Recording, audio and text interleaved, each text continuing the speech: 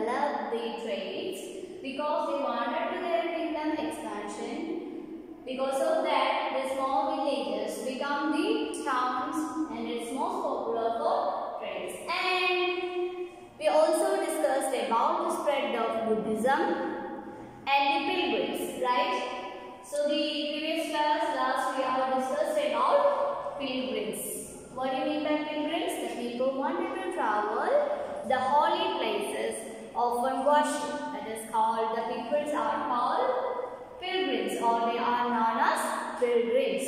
And based on the Buddhism, most of the Chinese Buddhist pilgrims wanted to came and they came in our subcontinent and collect more details about Buddhism and the Buddhas, and they create a proper worship based on Buddhism, and they collect manuscripts and they translate this manuscript and from Sanskrit into Chinese language. And also we are familiar with the pilgrims like Faxian, Xuanzang and Eichmann. Okay, so previous class we are discussed about these pilgrims and most of the famous pilgrims. Okay, and the next one, that is we also discussed about the Madura and the Trishula. We also know that that is the place that most popular for Buddhism in that particular time. And Nalanda is one of the another example of spreading Buddhism. And also Nalanda, we know that that is a kind of university, because there is the place where a lot of scholars and develop their thoughts and they retain their things in collect that particular place. So Nalanda was one of the most important and famous books collections entering that region. So most of the pilgrims also wanted to study and staying in Nalanda for their better studies, and they wanted to collect these details of their own knowledge. So the next one we all wanted to study about, we also discussed about the situation of Xuanzang. He also reigned in our subcontinent almost 1400 years ago, and they collect almost 6,000 manuscripts, and he also translates these manuscripts from Sanskrit to Chinese. So he also developed a huge change in their Buddhas. They create a huge change of Buddhas, spreading Buddhism on China and other part of country. And also he also wanted to see, and other pilgrims also spent more time to stay in Nalanda, and now it is situated in Bihar, and the most famous Buddhist monastery of this period. This is how he described it. So look at your textbook, page number 106. You can see that why Xuanzang wanted to stay in Nalanda. So why he wanted to study in Nalanda? Because he wanted to collect more information about the Buddhism and the Buddhist ideologies and the Buddhas. Okay, so Nalanda, in that particular time, Nalanda was most important or most famous Buddhist monarchy in that particular period, in that particular region. Okay, so the teachers are men of the highest ability and talent. So we know that the teachers of Nalanda, the men, was also highly talented, and they have ability. They have a high ability to teach them, and they follow the teaching of the Buddha in all sincerity. That was the impression of Xuanzang and the teachers, all the teachers of the Nalanda. So look at this. The rulers of monastery are strict, and everyone has to follow them. Discussions are held throughout the day, and the old and the young mutually help one another. That is the another feature, that is the another speciality in Nalanda. The kings also was very strict in that region, because they have their own certain rules and regulations, and also the other people also follow that incorrectly. So because of that, the place was very calm and quiet because of the strictly rules. And another speciality of Nalanda, that is the elder and the younger, the older and younger, the people are helping each other, they are caring each other, they are loving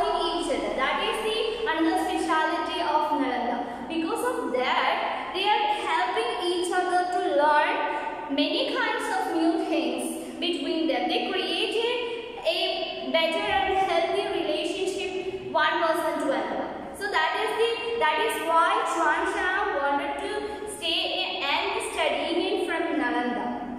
Okay, so look at that. The next one is learned men from different cities came here to settle their doubts, and the gatekeeper asking you enters difficult questions. They are allowed to enter only after they have been able to answer this.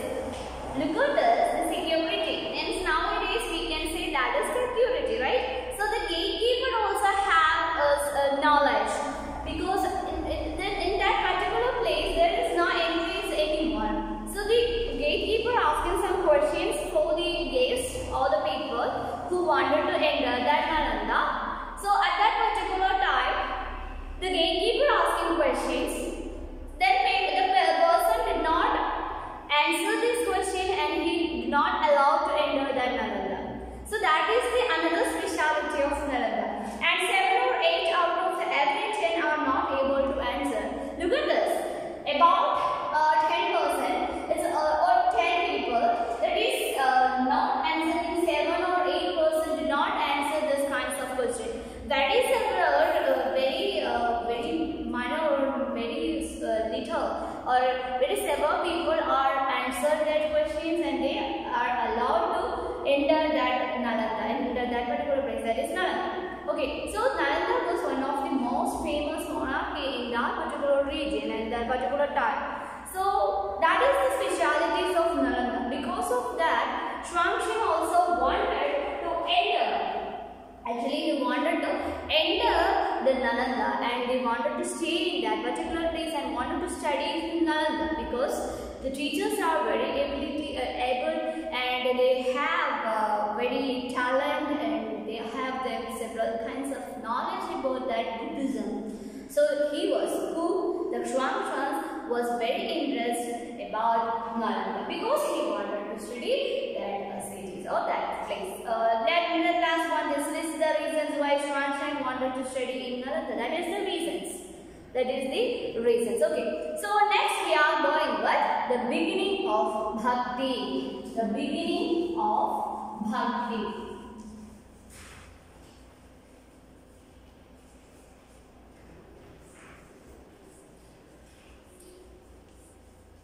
Bhakti. The beginning of Bhakti. Okay, so what do you mean by Bhakti? We have Bhakti, right? So, because we are very familiar with this word Bhakti, and we have several kinds of religion and several kinds of beliefs and different kinds of worship. Actually, that is, the Bhakti is related to our devotional mind. That's kind of a worship. If we have believe in Christian and believe in Muslim and believe in Hinduism, so all kind of those things are similar with this word Bhakti. Okay, similar with Bhakti. So we also learned about the Buddhism, right? So Buddhism also, the new form of Buddhism or the new characteristics of Buddhism, that is Mahayana Buddhism, also is some kind of worship, and they wanted the Mahayana, based on Mahayana Buddhism, the Buddhists, the people wanted to worship Buddha, and they create statues, sculptures and etc. to wanted to worship Buddha. At the same manner, that is the famous familiar with that Bhakti. Okay, with Bhakti. So we know that in our subcontinent or in that particular period, there are several kinds of region. Mostly the Hinduism was developed in that region and in that period. All over the world, all over the Asian countries, the Hinduism was one of the most important what kind of worship belief can spread in that region. So this was also the time when the worship of certain delights and which become the central feature of later Hinduism. That is the reason for Hinduism was beginning of that. This based on the Buddhism. We can say that based on the Buddhism, because the Mahayana Buddhism also wanted to worship in Buddha, and they create statues and the sculptures for worship. And on the basis of that, the new change that is coming in the form of Hinduism gained in importance in that particular time. So Hinduism is also popular in that particular time in several regions. And these deities of included Shiva, Vishnu and goddesses such as Durga. So in that particular time, the Hinduism was spread and gets more popular in several regions. Most of the deities, that means the god, the worship, the people believe in Shiva, Vishnu and the goddesses like Durga. Shiva, Vishnu, Durga. Shiva, Vishnu, Durga. That's actually the most famous or the most important delights of the worship gods. We can say it's gods, right? Okay, so the people believe these gods in that particular time period and that regions. So these gods were worshipped through bhakti. So these delights or gods worshipped through bhakti. So the people in this kind of way, that is based on the bhakti, and idea that become very popular at that time. At that which time, after the Buddhism, the Hinduism was developed in several countries, and based on that, it's also bhakti is developed and gets more famous in that particular time period. Most of the gods like Shiva, Vishnu, Durga are popular in that particular time. So based on this worship, it's only based on the bhakti. And bhakti is generally understood as a person devotional things. We also said that bhakti is actually, the word is related their devotional mind of a person, right? If I have some kinds of bhakti in some region or some god, so that is my devotional phase, or that is my devotional thought, my devotional mind. So this bhakti is mainly generated or generally based on that the devotional to his or her chosen deity, or that means our religion, or based on their bhakti is actually the bhakti generally generated by the devotional mind. When the person believe in such kind of religion or such kind of god and other kind of goddess, so it's related to this kind of delights, the gods. Okay, so that is the we can say that is bhakti. And the persons we all his or chosen deity. Anybody, whether the rich or whether there is, on the basis of bhakti there is no kind of discrimination or gender discrimination. There is no gender discrimination. There is no economical discrimination, and there is also, but after that years, bhakti does not have any kind of discrimination. Mostly men and women are commonly related in bhakti. They are provided worship for their belief, based on their own belief. Okay, so we can say so all high or low castes, men or women would follow the path of bhakti. So any person can follow the path of bhakti. Actually, the bhakti is generated by the devotional phase or devotional mind of a person. It's based on their belief. It's based on their own belief. That is the speciality of that is the special side of bhakti. Okay, the idea of bhakti is presented for Bhagavad Gita. Actually, the idea of bhakti is present in the Bhagavad Gita, is third book of Hindus. We are familiar with Bhagavad Gita, right? Bhagavad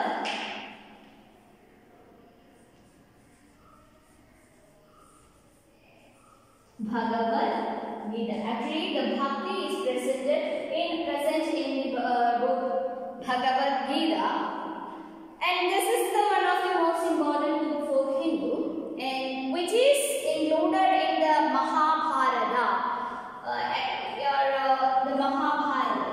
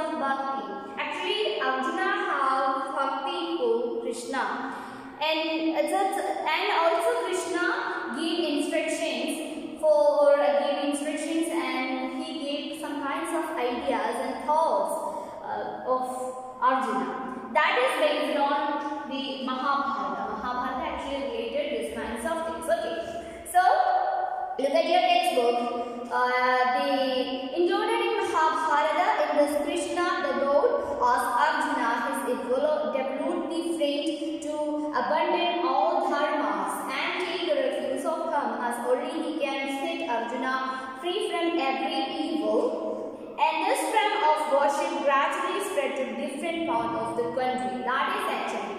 So actually the Mahabharata text, that is Bhagavad Gita, actually showing the relationship between the God Krishna and Arjuna. Also Krishna has wanted to prove that the dharma, what is the duties or what is the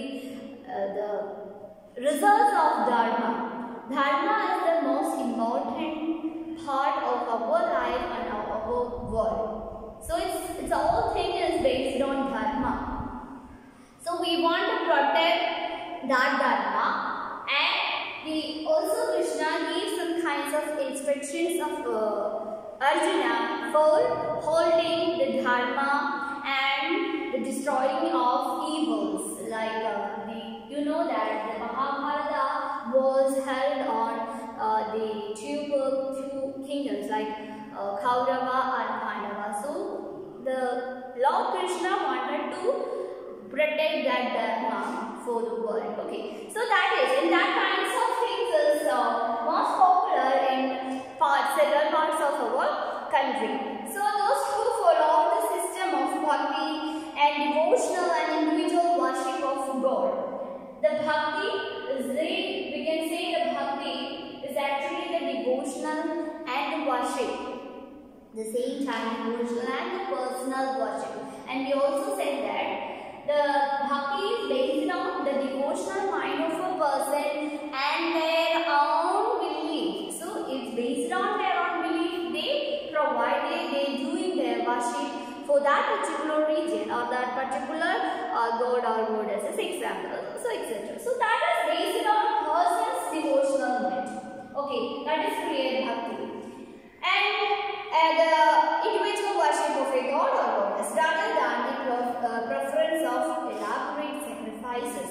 And they are related, it is actually related to the Buddha. Buddha also sacrifices, wanted to tell that the sacrifice of our life for the devotional things, and actually bhakti is actually related to Buddhism, and actually some kinds of difference they have. They have their own some kinds of difference. Okay.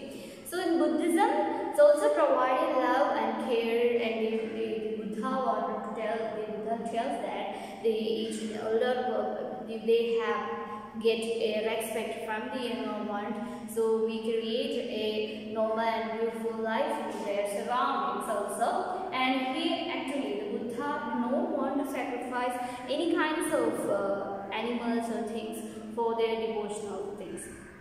So in bhakti, it's actually included the mind of a person or the devotional mind of a person, and it's also their own belief, and it's then one person believe in such kind of god or goddesses, so he or she could give the worship and provide the devotional things in that particular region or religious, etc. So that is known as the bhakti. Okay, according to the system of belief, actually bhakti system of belief. Simply we can say the bhakti is the what? The system of belief. The system of belief as a devout worship of a chosen deity. That means God. Deity means the God. When we are all in the religion, we can simply now we can say it's as religion, kind of religion. Okay.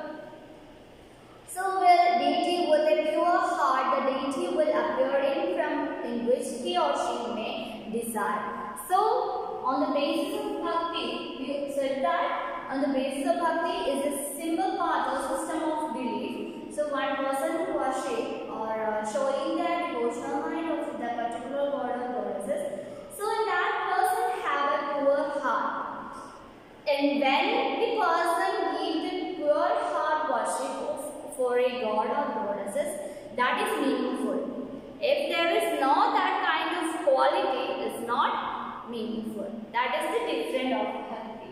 So each and every person wanted to bhakti, and or when they wanted to showing their devotional mind or the worship for a person, worship of a god or goddesses, at that time the person has also wanted a pure heart.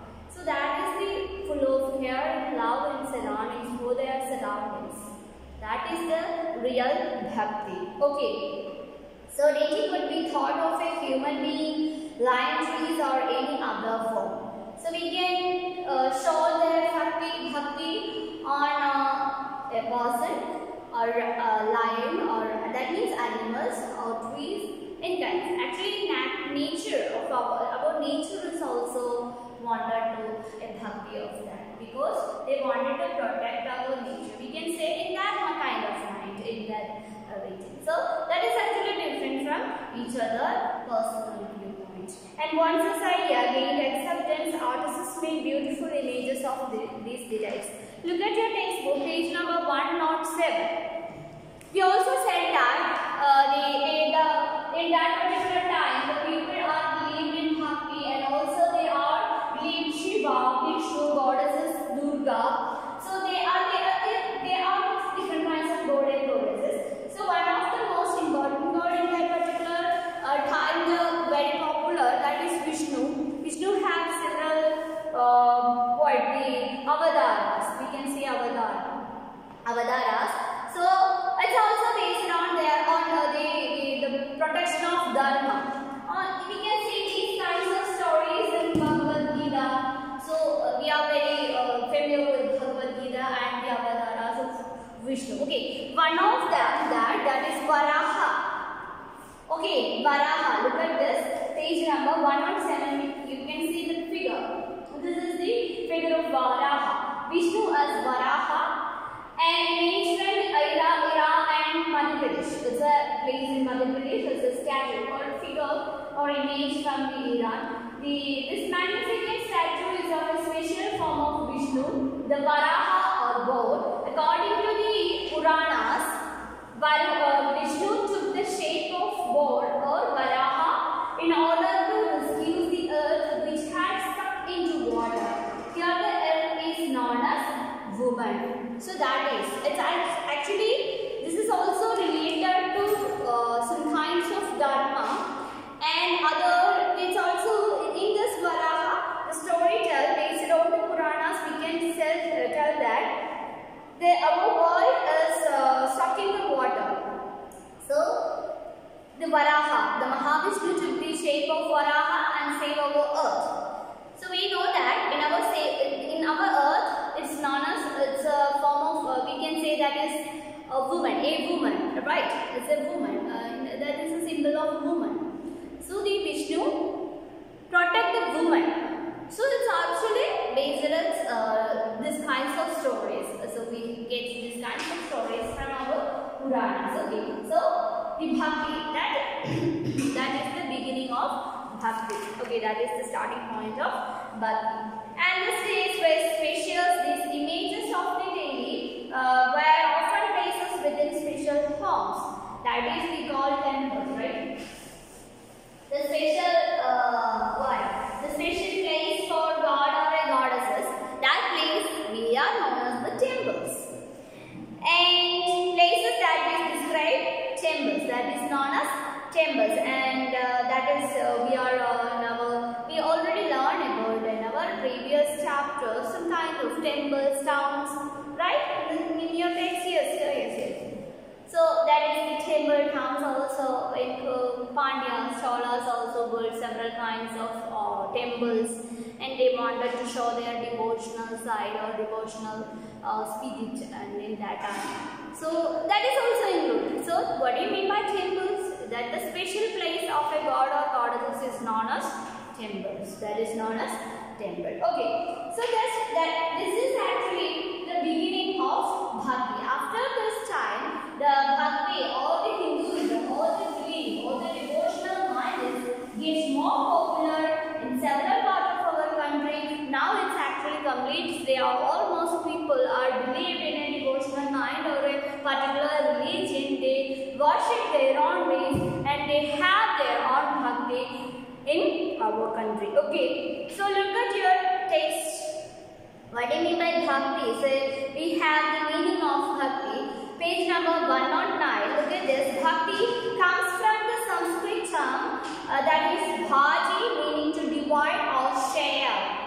This suggests an intimate two-way relationship between the deity and the devotee. That means it's actually a two-way relationship.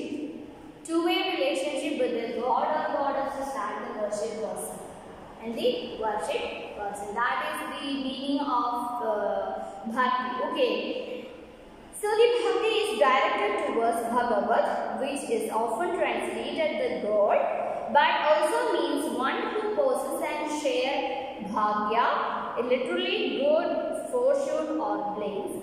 So, okay, that is the right thing, because we wanted to worship God and goddesses because of what? Because we wanted a luck or a better future. So because we wanted to worship a particular religion, right? So that is also related in this meanings. And we devote known as the Bhakta or the Bhagavata shares his or her chosen deity's bhagya. So we know that Bhakta, we call Bhakta and we worship for goddess, that is Bhakti, okay. And Hindu, what do you mean by Hindu? The word Hindu, like the term India, is derived from the river Indus, that is, we know that. It was used by Arabs and Iranians to refer to people who lived in the east of the river and to their cultural practices including religious belief. Okay, including religious belief. It's also related our river Hindu that has become Hindu. Okay, so this is the main concept of this chapter. And this chapter we all learn about what? First we all learn about the trade and traders and the trade routes and also the new kings and kingdom among the coastal areas or the coasts. And that means this in the south the Chola, Chera and Pandyas. We are also discussing about this Cholas, Cheras and Pandyas. And the next one, the other concept, that is the story of Silk Route, and we are learn about how Silk Route was developed and who controlled the Silk Route, the Kushanas, right? Most of the Silk Routes are under the control of Kushanas. They are controlled the Kushana, the Silk Routes, and they wanted to wanted to tax, because other traders and merchants also wanted to use this trade route, that means the Silk Route. So the Chinese kings also collect taxes based on the Silk Routes. Okay. So next we all learn about the spread of Buddhism. Who created the Buddhist council? The famous Kushana king.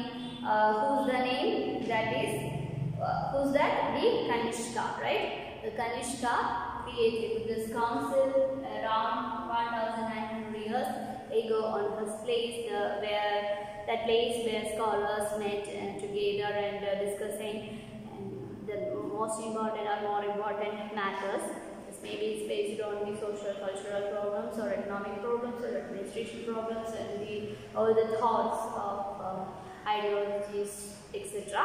It's also based on. And we also learn about the characteristics of Buddhism, and they can be divided into two, that means new and old.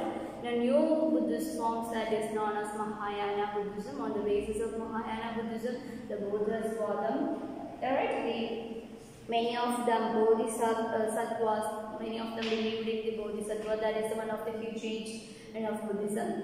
People wanted to worship. It's like in what is meditation, right? Yes. So it's based on the worship. So they are creating several statues and sculptures for Buddha, and also wanted to spread this Buddhism all over the world, mostly in the Asian continent. And also the Central Asia spread. The Mahayana Buddhism also spread the Central Asia, China, Korea and Japan. And the old form of the Buddhas, that is known as Theravada Buddhism, Theravada Buddhism also spread in the countries like Sri Lanka, Thailand, Myanmar and Indonesia. So this also we discussed about that. And the next one we learned about the pilgrims, right? The pilgrims. So pilgrims also what is known as man or woman wanted to journey or wanted to start the journey or travel to the holy places for offer the worship, that kinds of persons also known as the pilgrims. And we are discussed about the most famous Chinese Buddhist pilgrims like Faxian, Xuanzang and Aikwen. Okay. And after that we are learned about the beginning of Bhakti. Bhakti, and this actually Bhakti has created several changes in our country, because in that particular period our country, the Bhakti spread several parts of our country, and it's also the development of the beginning or the starting point of Hinduism. It's also based on the Bhakti. What do you mean by Bhakti? If a person wanted to show their emotional mind and they wanted to worship the god or goddesses in that particular religion or the region, or their belief, on the basis of belief, that is called Bhakti. And actually we can get these Bhakti, the idea of Bhakti is coming from the Bhagavad Gita. It's one of the most important texts for Hindu, and also the Mahabharata. Krishna shared this ideology to the Arjuna. It's based on the dharma. We can say dharma riksha. We can say that. So the dharma, based on the dharma. So what will we do? That is wanted to do well correct way. It's actually the dharma. We wanted to protect the dharma for our world. So it's also based on Bhakti, and this is the most important concept of this chapter. Okay. So let's check the question and answers. If they match the following, okay. So the divided kings wanted to control the Silk Route. Why? Because the other country, the other kings and the other merchants and the traders wanted to travel or wanted to use this Silk Route for their trading purpose. So also because of that, they wanted to protect the Silk Route, because the kings are created or they are developed that Silk Route. So they wanted to protect that particular Silk Route. Okay.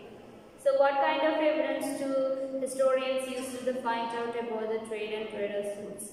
What kind of, mostly the archaeologists found this kinds of textbooks. That means the traders or the travelers taught their own textbooks. So we get the information from these kinds of textbooks and works, and sculptures also used, the sculptures and statues also used for getting these kinds of information.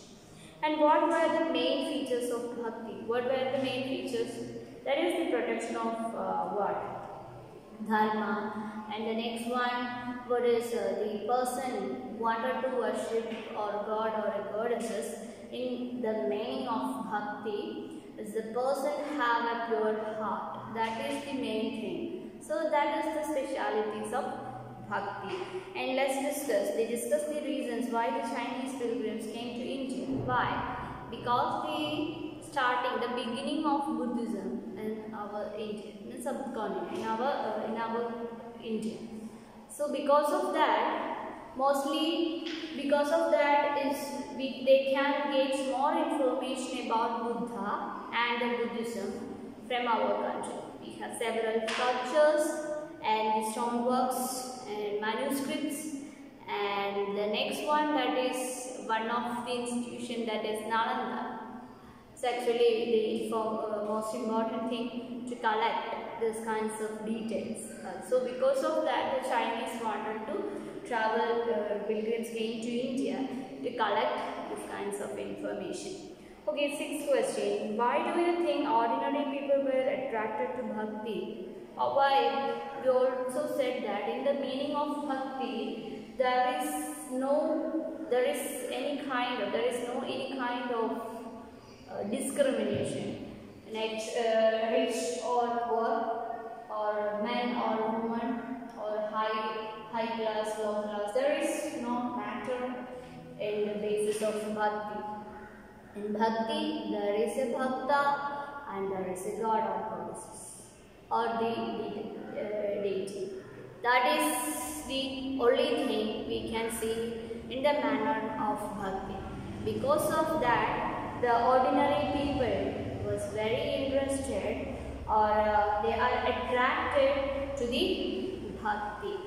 So, in the sense of Bhakti, we can say there is several kinds of literature also included in Bhakti.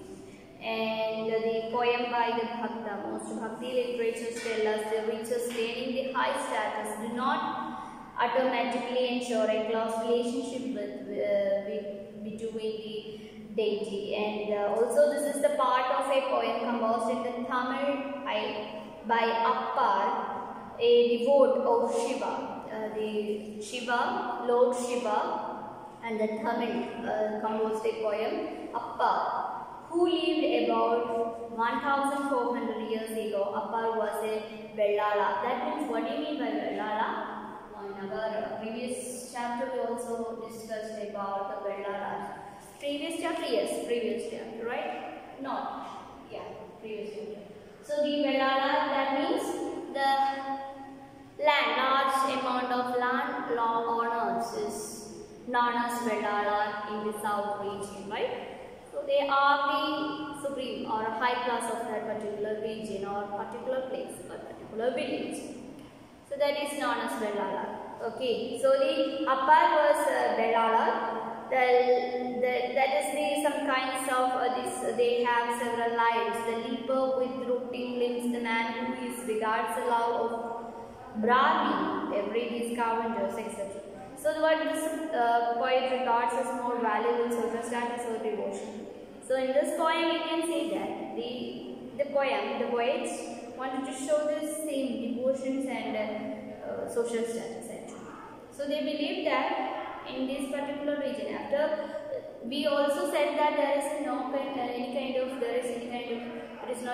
discrimination, but after that the people get discriminated by each other, and we know that the caste system, the high and the low caste people is actually held in our country, mostly in the south. Now, so we know that after the years, it's actually practiced in our country. So that is the bad impact of, we can say that. Okay, so this is the most important concept of today's class. Actually, this chapter is over, and this is the main points. So the traders, kings and pilgrims. Okay, so read your text carefully. Let's find out our class. Take care.